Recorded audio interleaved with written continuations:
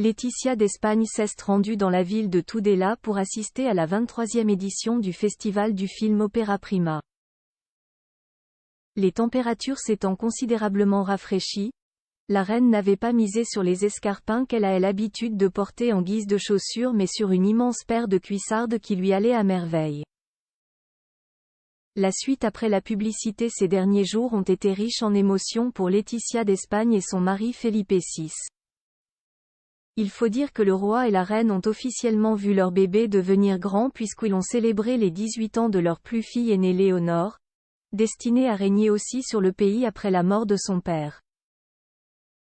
Celle qui a atteint la majorité le mardi 31 octobre a, tradition et protocole oblige, prêté serment devant la Constitution, en marge des responsabilités qui lui seront imputées dès lors qu'elle montera sur le trône d'Espagne. La jeune Léonore portait un ensemble tailleur-pantalon immaculé, tenue qu'elle avait agrémentée d'une paire de boucles d'oreilles à près de 2000 €.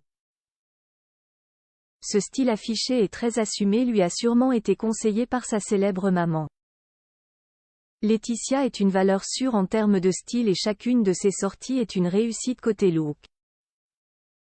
La dernière date n'y fait pas exception.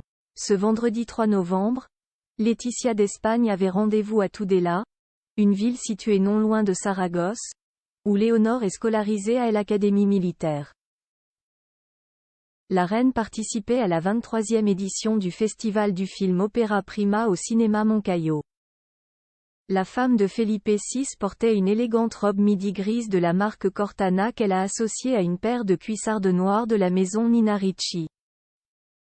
Un choix osé pour une reine mais digne de Laetitia, figure moderne de la monarchie. Hommage et bain de foule pour Laetitia d'Espagne en arrivant sur place. Laetitia d'Espagne s'est offert un bain de foule auprès des jeunes étudiants venus la rencontrer dans l'espoir de l'approcher d'un peu plus près. Si le public était si jeune, c'est parce que le festival s'est donné pour mission de se rapprocher des jeunes spectateurs depuis quelques années.